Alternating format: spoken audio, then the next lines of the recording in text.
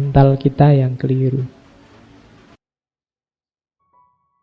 Nah, tauhid kalau menurut Imam Junaid ada 4 level.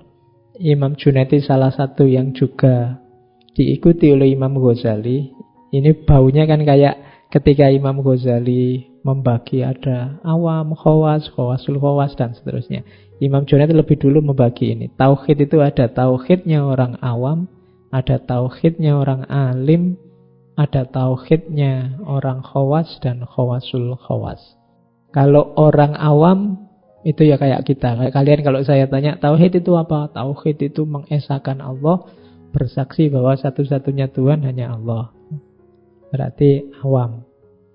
Biasa itu.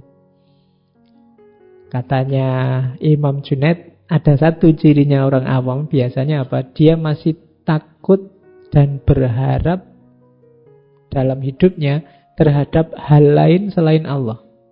Di luar dirinya. Masih takut orang lain, masih takut atasan, masih takut kekuatan lain, masih takut. Pokoknya masih banyak ketakutan-ketakutan, masih banyak harapan-harapan terhadap hal-hal di luar dirinya. Itu biasanya orang awam. Ada naik kelas, tauhidul alim, orang alim. Orang yang sudah punya ilmu. Orang yang sudah punya ilmu ini selain bersaksi seperti tadi, dia juga bertakwa. Bertakwa itu menjalankan perintahnya, menjauhi larangannya. Yang tadi di atas tidak ada. Orang awam itu biasanya misah-misah. Oh ini tauhid, kalau ini fikih, kalau ini tasawuf, kan gitu. Seolah-olah tauhid itu tidak nyambung sama syariat, tidak nyambung sama hakikat. Kalau orang alim ngerti bahwa 3 ini saling nyambung, maka ada lanjutannya.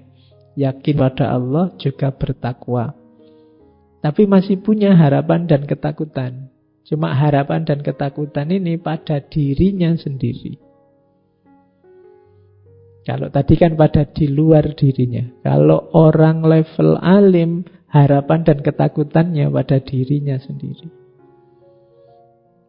Nah, jadi munculnya dari dalam. Kuatir ini, kuatir itu, kuatir keliru, kuatir salah. Pingin aku jadi ini, pingin aku jadi itu kan ada di dalam semua. Kalau tadi harapan dan ketakutannya di luar. Kalau orang awam pingin dibantu orang lain, pingin dekat sama orang itu biar dapat bantuan, pingin takut sama atasan karena dia yang gaji kita, terus ketakutannya di luar. Tapi kalau orang alim biasanya ketakutannya dari dalam. Orang pinter itu kan biasanya sibuk skarpe dewe. Sumpek karena pikirannya sendiri. Itu alim. Mau apa saja mikir.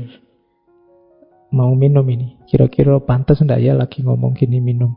Pikirannya macam-macam. Nah, itu alim. Kalau orang awam pengen minum ya minum aja, pengen ke belakang ya ke belakang aja. Tidak pakai macam-macam, tapi pertimbangannya banyak kalau alim itu. Nah, sekarang jadi awam aja.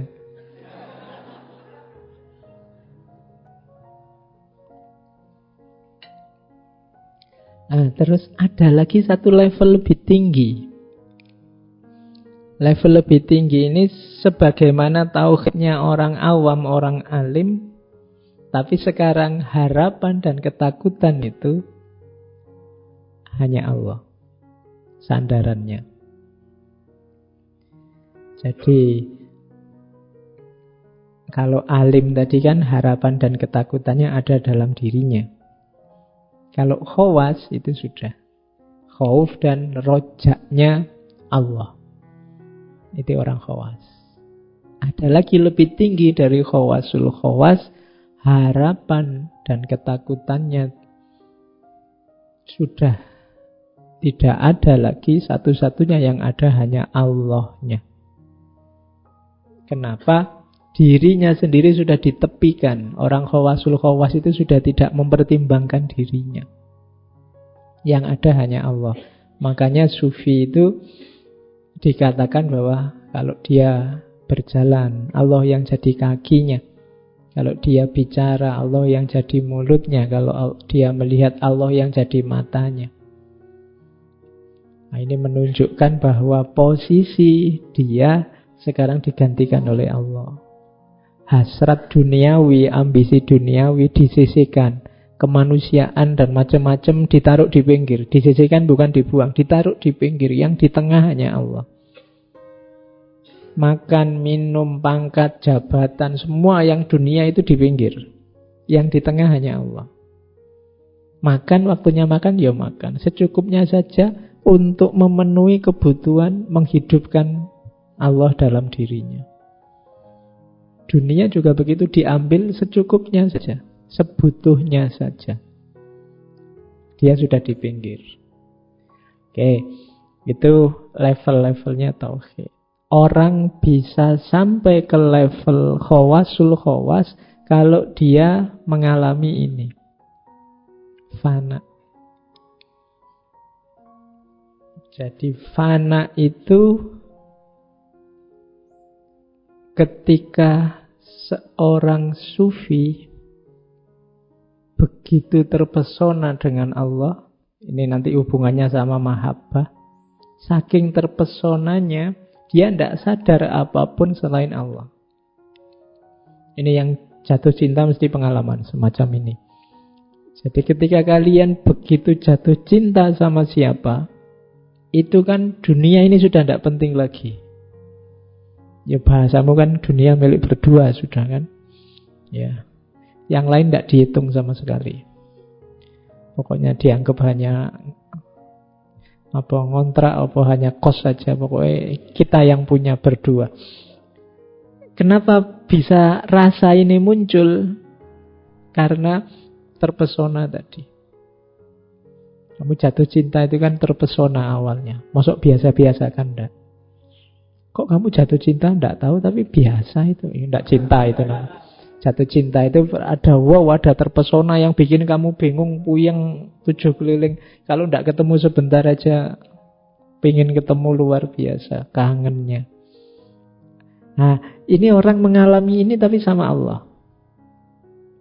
Sampai di titik dirinya sendiri dianggap ada. Yang ada hanya dia. Ini dulu kalau di Jamik kan di cerita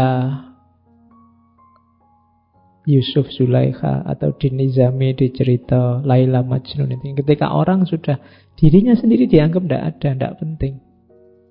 Yang ada di pikirannya hanya dia yang dicintai. Jadi akalnya, perilaku sehari-harinya itu menghidupkan dia yang dicintai, bukan menghidupkan keinginannya sendiri. Orang yang semacam ini dalam dunia sufi disebut fana. Makanya para sufi itu rajin puasa, sholat bisa ratusan ribuan rakaat dalam sehari, zikir tidak berhenti-berhenti. Bisa semacam ini ketika dia terpesona dengan Allah dan menghidupkan Allah dalam dirinya. Bukan menghidupkan keinginannya sendiri. Kalau keinginannya sendiri yang dihidupkan, mungkin tidak seperti itu. Dia pengen hidup kayak orang lain, ya pengen jalan-jalan, ya pengen makan-makan, ya pengen. Tapi tidak, ketika sudah mengalami fana, semua yang lain tidak penting. Hanya Allah saja yang penting. Makanya fana itu gandengannya bako. Bako itu kesadaran menetap dalam Allah. Karena begitu diri kita disingkirkan, Allah kita hidupkan. Nah, kita hidup dalam level kesadaran keberadaan Tuhan. Itu namanya bako. Nah, fana itu kalau menurut Imam Junaid ada step-stepnya. Step paling awal adalah ketika orang ingin sesuatu tapi dia kekang, atau melakukan sesuatu padahal sebenarnya dia tidak ingin. Nah, ini level fana paling dasar. Sebenarnya aku pingin tidur sih, tapi karena Allah menyuruh bangun malam, ya aku bangunlah malam hari. Nah, ini level fana paling awal. Jadi melakukan sesuatu yang sebenarnya kamu tidak ingin, dan menghindari sesuatu yang sebenarnya kamu ingin. Kalau boleh sih puasa Ramadan itu mbok ya jangan pagi sampai maghrib, dibalik aja lah, maghrib sampai subuh gitu kan lebih enak. Misalnya, lo itu lah karepmu. Kamu pinginnya begitu, tapi kan Anda, Allah nyuruhnya pagi sampai maghrib kok. Ini level paling dasar. Menjalankan yang tidak kamu inginkan dan menghindari hal yang sebenarnya kamu inginkan. Jadi, kalau boleh ya kamu pinginnya sama yang kamu taksir itu tiap hari berdua, bahkan tidur pun berdua kalau boleh. Tapi kan belum nikah, jadi tidak boleh. Akhirnya, tidak boleh ini, kan gitu. Sebenarnya kamu pingin pacaran sambil pegang-pegang, tapi tidak boleh. Nah, itu kenapa tidak boleh? Allah lihat terus loh. Itu namanya fana level dasar. Jadi kalian yang punya pacar kok mengalami hal itu, misalnya mau pegang tangannya pacarmu, tidak mau, nanti dilihat Allah loh, pacarnya sedang fana. Ya, bukan berarti dia tidak mau, tapi harus punya daya untuk mencegah tidak melakukan hal yang tidak diinginkan oleh Allah. Nah, yo kamu dukung lah, pacarmu sedang fana. Oke. Nah, itu level dasar. Sholat misalnya itu kan kadang-kadang kamu yo rada wegah-wegah piye ngono, tapi karena sudah diperintah Allah ya jalan sajalah. Lumayan kalian ada di level paling awal. Tapi kalau bisa naik satu level lagi. Naik satu level itu, kalau tadi kan masih ada keinginannya yang kalian tahan. Kalau di level 2 sudah tidak pingin lagi. Kalau tadi masih ada pingin pegang tangannya, kalau di level 2 sudah tidak pingin lagi. Jadi ini berarti sudah lebih mantap. Saking terpesonanya oleh Allah, sampai yang semacam itu sudah tidak pingin lagi. Keinginannya tidak ada untuk yang jelek-jelek. Atau keterpaksaan melakukan yang wajib-wajib sudah tidak ada. Rasa terpaksa itu tidak ada, rasa ingin yang enak-enak saja itu tidak ada. Itu level 2. Kalau di level pertama tadi masih ada inginnya, di level kedua tidak ada. Naik satu level lagi, ini level yang tertinggi. Kalau ini sudah hubungannya dengan kesadaran. Kesadarannya, mode hidupnya sudah tinggal Allah saja. Ini yang definisi utuhnya fana, itu ada yang di level 3 ini. Jadi hidup dengan kesadaran Allah. Kalau sekarang kan kita ngaji, kita jalan-jalan, kita makan, minum, kuliah, kerja, itu kan dengan kesadaran aku.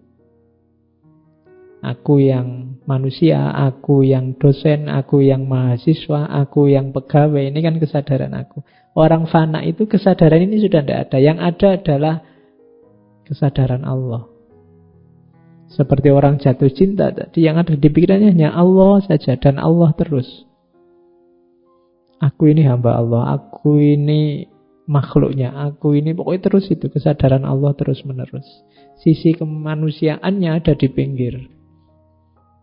Berarti orang ini menetap dalam kesadaran Allah, itulah bako. Jadi dari fana menuju bako. Inilah 3 rangkaian ajaran utama dari Imam Junaid. Tauhid, fana, dan bako.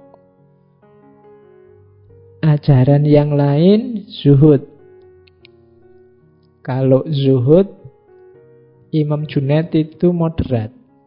Jadi zuhud bukan berarti orang anti dunia, tapi anti jatuh cinta dengan dunia, anti terikat oleh dunia. Katanya Imam Junaid, zuhud adalah kosongnya tangan dari kepemilikan dan hati dari hal yang mengikutinya. Jadi, misalnya aku punya laptop ini, aku tidak terikat dengan laptop ini, tidak jatuh cinta dengan laptop ini, tidak sangat terikat oleh laptop ini. Ada laptop ini, syukur, tidak ada juga tidak apa-apa. Jiwa yang semacam ini namanya jiwa zuhud. Tidak punya, tidak sedih, susah, kehilangan juga tidak sumpek. Kalau itu urusan dunia, suka-suka lah. Mau ada, mau tidak, oke. Ini berarti jiwa yang semacam ini, katanya Imam Junaid, namanya jiwa zuhud. Zuhud itu tidak harus selalu meninggalkan dunia, terus kamu ke hutan-hutan, apa ke gua-gua, apa ke... Ya, bayanganmu kan dulu itu, zuhud, uzlah itu berarti harus nyari sana ke gua-gua di Parangtritis apa di mana gitu. Enggak. Zuhud itu melatih jiwamu. Ya, beberapa sufi ada yang menyarankan menjauh dulu sementara. Menjauh sementara itu melatih jiwamu. Karena kalau kamu terlibat terus di situ biasanya susah untuk tidak terikat, tidak jatuh cinta dengan dunia. Maka jiwamu dilatih dulu sampai kamu sadar, ternyata tanpa mobil pun aku bisa hidup bahagia. Oh, ternyata tanpa HP pun aku bisa seneng-seneng. Oh, ternyata tanpa laptop pun hidup nyaman-nyaman saja. Itu jadi tidak terikat. Makanya latihannya menjauh dari semuanya. Kalau kalian gelisah karena sangat terikat dengan handphone, smartphone misalnya, latihlah untuk tidak terikat. Misalnya hari ini setiap setengah jam sekali kamu mesti nengok HP.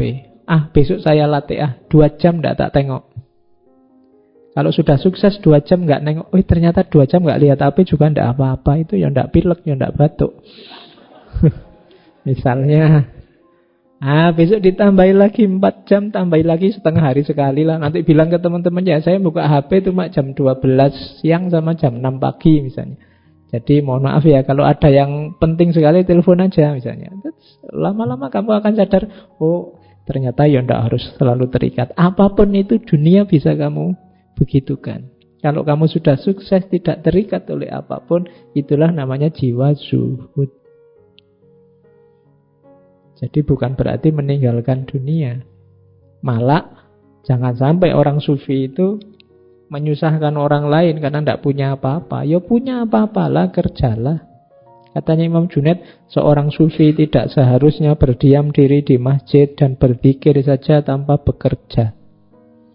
Sehingga untuk menunjang kehidupannya, orang tersebut menggantungkan dirinya hanya pada pemberian orang lain. Boleh, sufi tidak boleh minta-minta. Oke, jadi latihlah jiwa zuhud, tidak terikat oleh dunia, bukan berarti tidak memiliki dunia. Kamu punya, uang juga punya. Kalau mau sekedar makan enak, nongkrong di restoran paling mahal juga bisa, meskipun besok tidak punya uang lagi. Tapi bisa. Tapi juga tidak terikat dengan dunia. Nah, itu jiwa zuhud. Oke. Ada kisah, satu ketika ada orang bawa uang banyak pada Imam Junaid. Tanyanya Imam Junaid, kamu masih punya ndak uang selain yang kamu berikan padaku ini? Ya, masih punya, banyak, tenang aja. Terus ditanya lagi, kira-kira kalau kamu dapat uang, pingin nggak dapat uang lebih banyak dari yang kamu punya sekarang? Ya pingin. Kalau gitu kamu nggak usah ngasih saya lah, ambil lagi uangmu. Wong aku nggak pingin uang, kamu masih pingin uang. Jadi kan kamu lebih butuh, berarti kamu bawa pulang lagi aja. Nah, ya kalau kamu bisa kayak Imam Junaid ini dahsyat kamu. Ada orang mau ngasih, kamu tanya dia, sampean masih seneng nggak kalau dapat uang lagi, dapat uang lebih banyak? Iya, ya kalau gitu ambil aja. Saya tidak butuh uang kok. Oke, itu para sufi. Itu menunjukkan jiwa yang zuhud, tidak terikat. Ada kisah juga ini saya bawa ke sini sehubungan dengan zuhud uzlah tadi.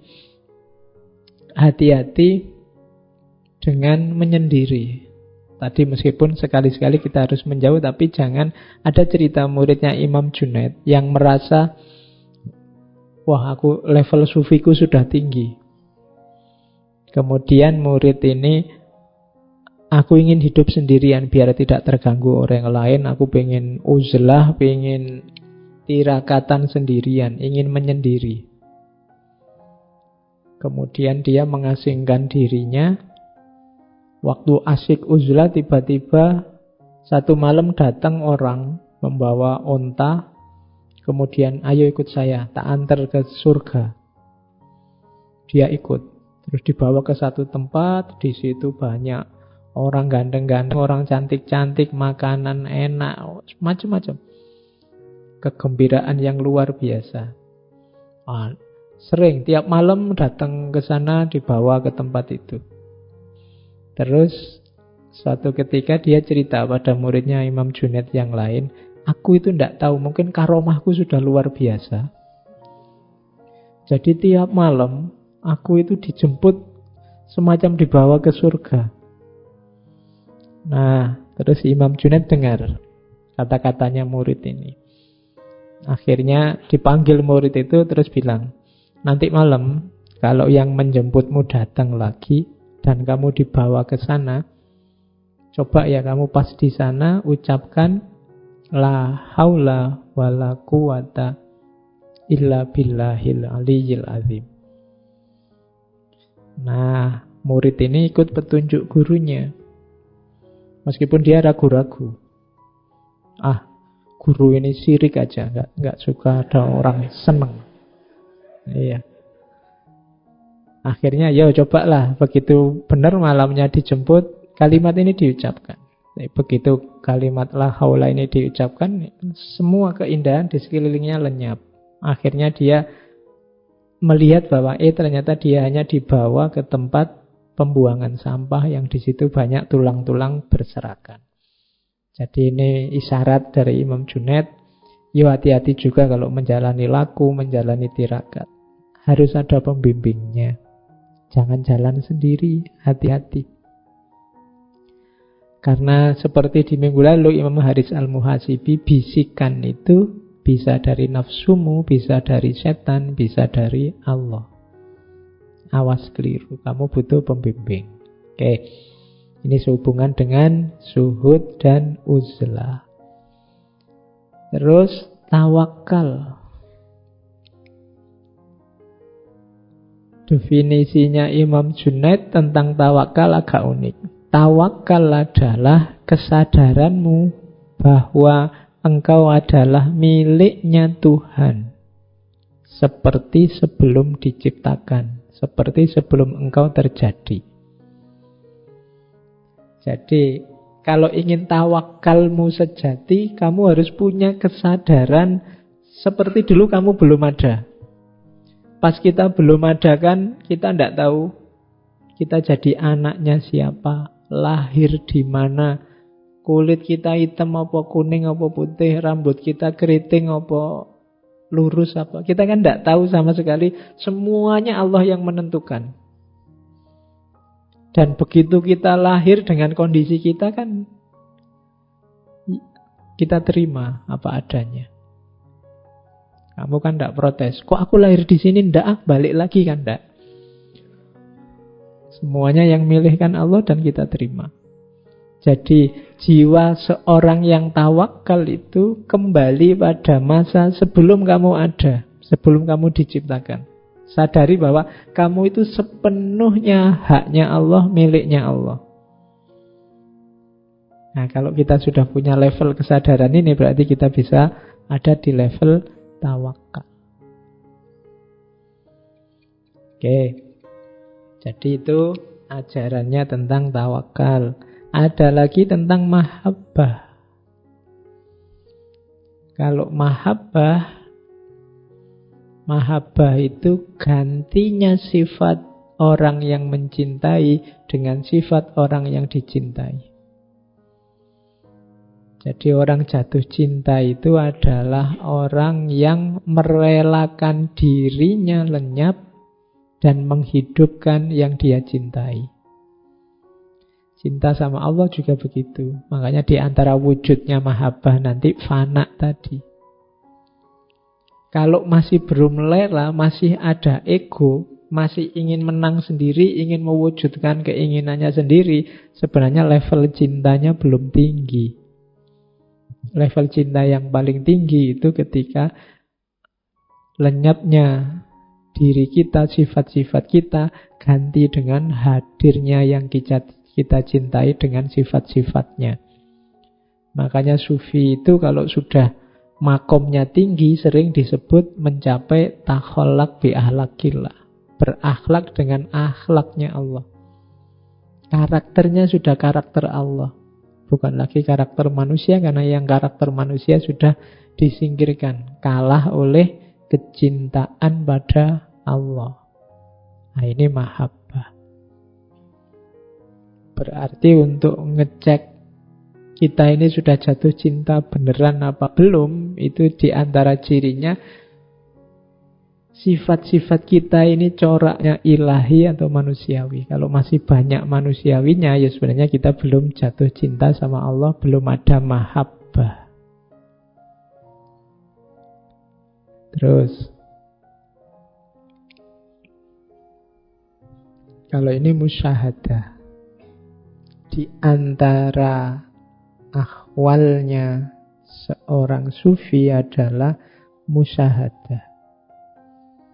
Musyahadah itu beda dengan melihat. Musyahadah itu menyaksikan tanpa keraguan. Kalau melihat itu kan biasanya ada jarak. Melihat itu kan saya melihat kalian, aku di sini, kalian di sana. Musyahadah itu adanya di dalam hati, menyaksikan. Aku yakin, aku tahu, pakai hati, tidak ke sana, karena adanya di sini. Jadi musyahadah itu kondisi jiwa seorang sufi yang menyaksikan kehadiran Allah dalam dirinya. Itu musyahadah. Jadi mungkin mata melihat keluar, tapi begitu mata melihat keluar, justru yang muncul di sini adalah Allah. Itu jiwa yang musyahadah. Melihat fenomena yang indah, misalnya kamu ke pantai, pantainya indah sekali ya. Yang muncul di kepalamu bukan pantainya, yang muncul di hatimu bukan pantainya, tapi subhanallah, Allah luar biasa dengan kekuasaannya. Lahirlah pantai yang seindah ini. Yang lahir Allah. Jadi itu jiwa yang musyahadah, selalu menyaksikan Allah dalam dirinya, apapun yang dilihat. Itu musyahadah. Ada orang cantik lewat, ya subhanallah. Subhanallah bukan nafsu loh ya, tapi asli ini musyahadah. Jadi hadirnya Allah dalam dirimu melihat apapun. Jadi jiwa yang terus-menerus menegaskan kehadiran Allah dalam dirinya, itu musyahadah. Jadi orang yang musyahadah itu dari mulutnya, di antara cirinya itu ya keluarnya pasti namanya Allah.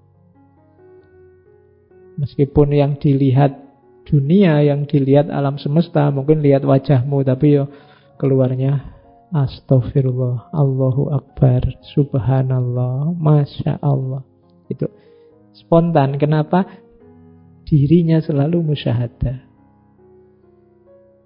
Jadi salah satu ahwal. Ahwal itu berarti level hasil anugerah dari Allah, hasil daya upayamu.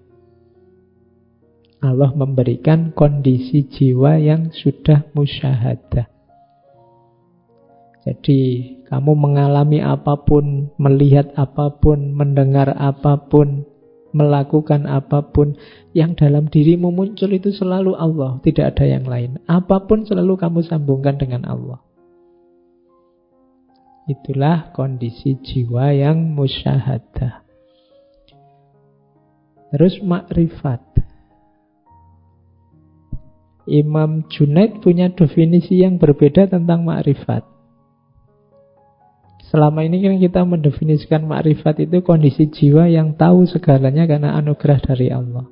Makrifat itu adalah kondisi jiwa yang sadar akan ketidaktahuannya setelah dia mendapat anugerah pengetahuan dari Allah. Jadi kan kita ini kan pengetahuannya palsu semua, duniawi semua, maya semua. Kemudian kita membersihkan diri, melakukan riyadhah, mujahadah. Kemudian Allah melimpahkan ilmunya yang sejati dalam diri kita. Begitu Allah melimpahkan ilmunya yang sejati dalam diri kita, kita baru sadar selama ini betapa bodohnya kita. Itulah makrifat. Jadi kondisi jiwa yang sadar akan kelemahannya, akan kebodohannya, setelah dia mendapat anugerah ilmu, anugerah pengetahuan dari Allah. Kan ada juga orang yang oleh Allah diberi ilmu, diberi anugerah pengetahuan, tapi tidak muncul Allahnya kan. Muncul egonya, muncul kesombongannya, muncul. Berarti jiwanya belum jiwa yang makrifat. Kamu belajar terus paham, merasa, wah pinter aku sekarang, masih ada akunya. Wah ngerti aku sekarang, masih aku. Jadi masih tidak memunculkan Allah. Nah itu berarti kalian belum makrifat. Kalau sudah makrifat, sudah dapat pengetahuan, justru yang muncul Allah dan kesadaran betapa lemahnya kita. Betapa kita ini tidak tahu apa-apa. Pengetahuan kita kan selalu pengetahuan yang terbatas, lokal, sejauh yang kita pahami, sejauh yang kita jangkau. Sementara pengetahuan dari Allah itu luas. Tidak terbatas ruang, tidak terbatas waktu. Ketika Nabi Khidir membunuh seorang anak kecil, itu kan dengan pengetahuannya Nabi Musa yang terbatas dalam ruang dan waktu saat itu kejahatan. Tapi Nabi Khidir yang dapat ilham langsung, dapat wahyu langsung dari Allah, pengetahuannya meluas dari segi ruang dan waktu. Maka dia bisa melihat di masa depan anak ini adalah sumber bencana bagi orang tuanya, bagi lingkungannya. Maka dibunuh dia sekarang itu keuntungan untuk yang akan datang. Nah, ini pengetahuan semacam ini tidak bisa kalau hanya mengandalkan kita manusia. Butuh Allah. Nah, kesadaran semacam ini, kesadaran makrifat. Kalau hanya pakai Nabi Musa saja, ya ngertinya sekarang, di sini, saat itu, dalam situasi itu, maka membunuh anak kecil kejahatan. Tapi semakin luas ilmu kita, semakin menjangkau segalanya dari sisi ruang dan waktu, ternyata membunuh itu dimaknai sebagai kebaikan. Merusak kapal juga ternyata kebaikan ketika tahu di depan nanti kapal ini akan terancam dirusak dan dirampas oleh orang lain. Maka dirusak kecil dulu biar yang mau merampas tidak tertarik. Itu kan pengetahuannya melampaui ruang, melampaui waktu saat itu.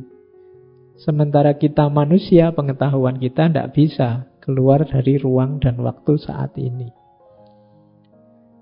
Oke, itu makrifat namanya. Dalam pandangan Imam Junaid. Nah, ada lagi sahu. Iya. Kalau ini level yang berat sebenarnya bagi seorang sufi. Tadi kan level riyadhah semua, makrifat, musyahadah, macam-macam fana, baqo. Setelah kesadaran Allah ini beres, biasanya memang orang kembali lagi pada kesadaran sebelumnya. Namanya sahu. Kembalinya seorang sufi pada kesadarannya yang awal, setelah sebelumnya mengalami fana. Inilah saatnya untuk hidup yang sebenarnya dengan kebersihan hati hasil fana tadi di tengah masyarakat. Mungkin saatnya dakwah, saatnya menulis, saatnya mengajar, saatnya memberdayakan orang lain. Nah, itu level sahu. Allah mengembalikan sufi kepada keadaannya semula agar dia dapat menjelaskan bukti-bukti dari rahmat Tuhan kepadanya. Inilah saatnya, cahayanya, ditampakkan pada orang lain. Makanya ada sufi-sufi di sekitar kita yang oleh Allah dibawa ke level ini. Biar kita mengenali keberadaannya, kita bisa terpancar oleh cahayanya, kemudian kita tertarik untuk mengikuti beliau. Cuma ini berat bagi sufi. Sufi itu lebih enak, tidak ada yang kenal. Makanya banyak sufi yang kalau dibongkar kesufiannya, beliau tidak berkenan. Karena begitu orang tahu dia sufi, akan sangat berat menjaga levelnya, level kedekatannya, level kebersihannya. Jadi kita harus berterima kasih pada para sufi yang mengizinkan dirinya dikenali, sehingga kita bisa belajar dari mereka. Ini perjuangan sangat berat bagi para sufi. Karena kalau tidak ada orang yang tahu, lebih mudah untuk menjaga kebersihan dirinya. Tapi begitu banyak orang yang tahu, dia akan berat. Nah, ini level sahu, makom sahu. Oke, itu ajaran-ajarannya. Jadi kita bisa menggunakan tadi yang di depan untuk alat kita muhasabah. Saya ada bahan satu, muhasabah. Hari ini kan banyak orang umroh, banyak orang haji ngantri sampai puluhan tahun. Ini muhasabah untuk teman-teman, siapa tahu ada yang mau umroh, mau ke tanah suci. Satu ketika Imam Junaid ini ada tamu orang yang baru haji. Cuma orang ini galau. Saya itu baru haji, bahkan sebenarnya sudah bolak-balik haji. Tapi kok tidak ada yang berubah dalam hidup saya. Terus Imam Junaid memberi pertanyaan-pertanyaan yang oleh orang itu semuanya dijawab tidak. Itulah sebenarnya kuncinya kenapa hajinya tidak maksimal efeknya untuk kehidupannya. Itu saya ringkas dialognya. Ini muhasabah bagi teman-teman yang mau haji. Yang pertama, pertanyaannya ini. Apakah Anda berjanji akan meninggalkan dosa-dosa saat meninggalkan rumah untuk pergi haji? Orangnya jawab tidak. Nah, yaitu nanti kenapa kok hidupnya tidak berubah meskipun bolak-balik haji. Pertanyaan kedua, saat dalam perjalanan biasanya kan ada transitnya, ini berhenti sebentar. Kalau Indonesia ya paling tidak ada nginepnya lah di asrama haji 1 malam. Apakah saat itu Anda memikirkan tentang usaha untuk mencapai kedekatan dengan Allah? Merancang tidak? Kira-kira nanti kalau di tanah suci saya mau melakukan amal ini untuk bisa lebih dekat dengan Allah. Jawaban orangnya tetap tidak. Saat melakukan ikhram, mengenakan pakaian ikhram dan melepas semua pakaian biasa, ada niat tidak Anda untuk membuang semua perilaku buruk menjadi lebih baik? Tadi sambil nyopot baju, pakai baju ikhram itu, saya biasanya bohong, besok saya tidak akan bohong lagi. Aku biasanya malas, besok aku tidak akan malas lagi. Ada niat itu tidak? Yang keempat, saat wukuf di padang Arafah dan bersimpuh memohon pada Allah, apakah Anda merasakan bahwa Allah hadir dan menyaksikan dirimu? Yang kelima, saat datang ke Musdalifah, apakah Anda berjanji untuk menaklukkan hawa nafsu jasmaniah? Yang keenam, Anda merasakan keindahan ilahiyah apa saat tawaf? Atau jangan-jangan itu hanya olahraga saja, muter sampai 7 kali. Yang ketujuh, ketika sa'i, ada hikmah apa yang Anda ambil? Nilai dan tujuan yang Anda maksud apa dengan segala jerih payahnya sa'i? Ada pelajaran apa? Kalau tidak ya, hasilnya cuma jerih payah tadi. Payah dan capek. Yang kedelapan, saat Anda berkorban menyembelih hewan, apakah Anda juga mengorbankan nafsu egois untuk menapak jalan Allah? Yang ke-9 terakhir, saat Anda melempar jumroh, apakah Anda bertekad membuang jauh kawan dan nafsu busukmu? Dan semuanya jawabannya tidak. Makanya terus Imam Junaid ngomong, kalau gitu diulangi, tunaikan haji lagi. Kalau di Indonesia berarti ya 30 tahun lagi. Ya. Tapi kalau umroh ya bolak-balik. Ini contoh muhasabah. Eman-eman kalau kita kan jauh, bayarnya mahal, ngantrinya panjang. Haji harus membawa efek individual dan sosial. Peningkatan kualitas individual dan juga kualitas sosial di level ruhaniyah. Kalian simpan ini, siapa tahu sebentar lagi ada yang berangkat umroh. Oke. Ada beberapa cerita, saya tidak tahu nyampe enggak waktunya.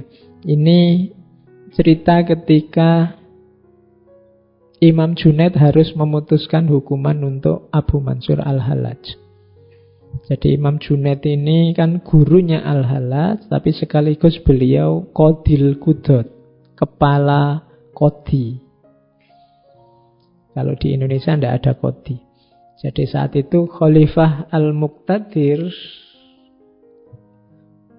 jadi bermaksud untuk mengeksekusi Al-Hallaj. Cuma beliau tidak berani mengeksekusi Al-Hallaj sebelum ada izin dari Imam Junaid. Berkali-kali mengirim surat pada Imam Junaid, dikembalikan. Sampai 6 kali suratnya kembali. Baru di surat yang ke-7 sambil disertai permohonan yang sangat, karena ini masyarakat sudah sangat resah. Kekacauan di mana-mana.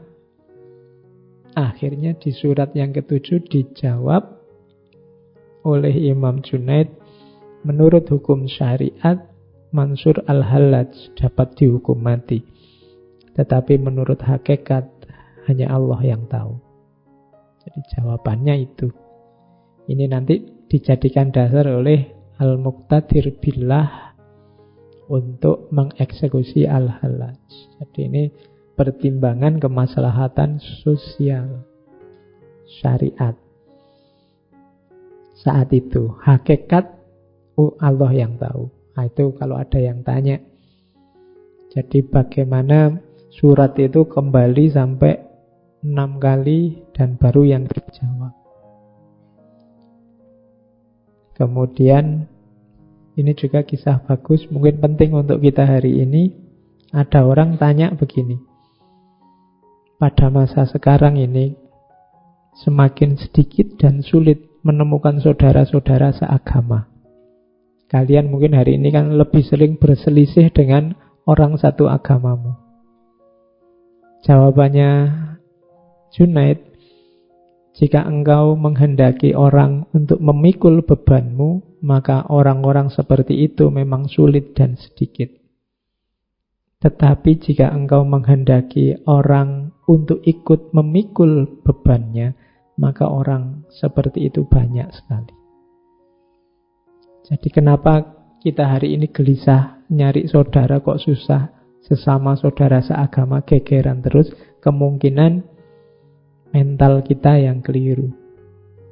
Kita ingin membebankan pikiran kita, membebankan gagasan kita, membebankan keinginan kita pada orang lain. Kita ingin pandangan kita, gagasan kita, keinginan kita dipahami orang lain. Orang lain menginginkan hal yang sama. Akhirnya kita sulit ketemu saudara. Masing-masing kukuh dengan egonya. Kalau ingin banyak saudara, mentalnya dibalik. Jadi, carilah orang untuk engkau bantu mengangkat bebannya. Bukan cari orang untuk membantu mengangkat beban.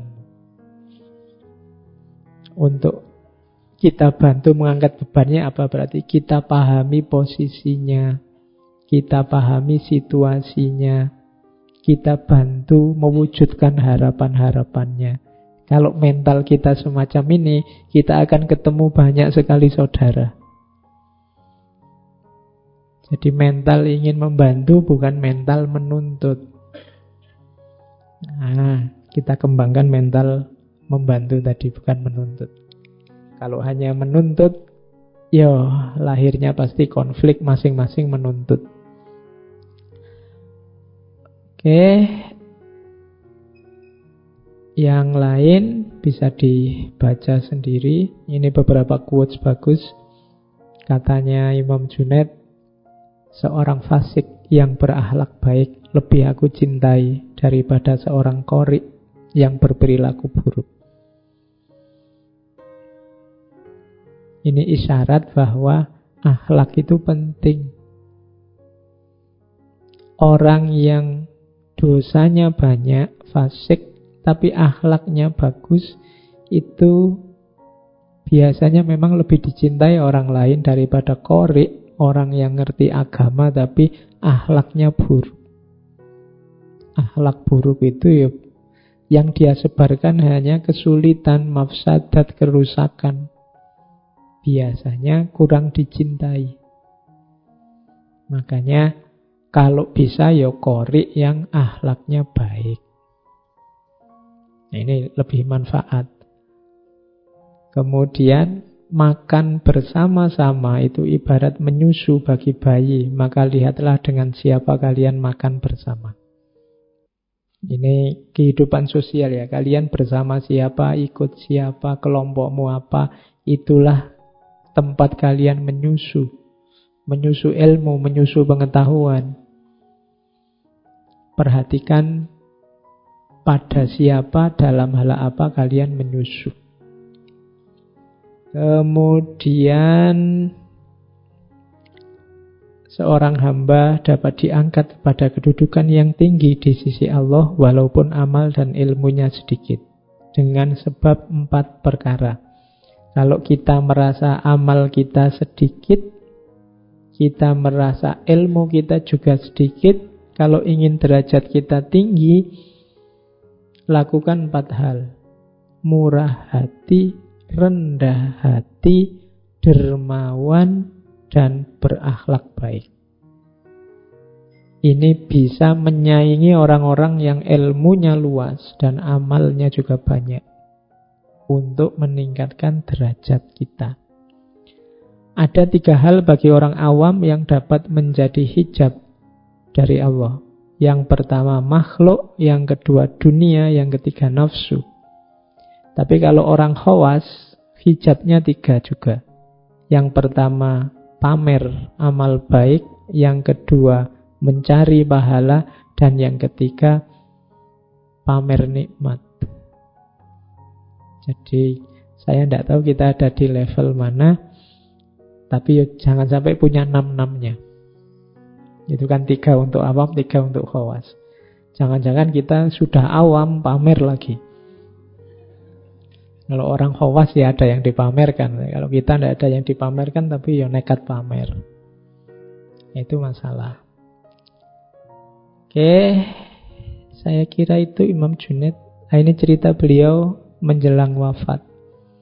Jadi sebelum Imam Junaid wafat hari Jumat tahun 910 Masehi. Menjelang wafat, Imam Junaid itu dikelilingi oleh sahabat-sahabatnya.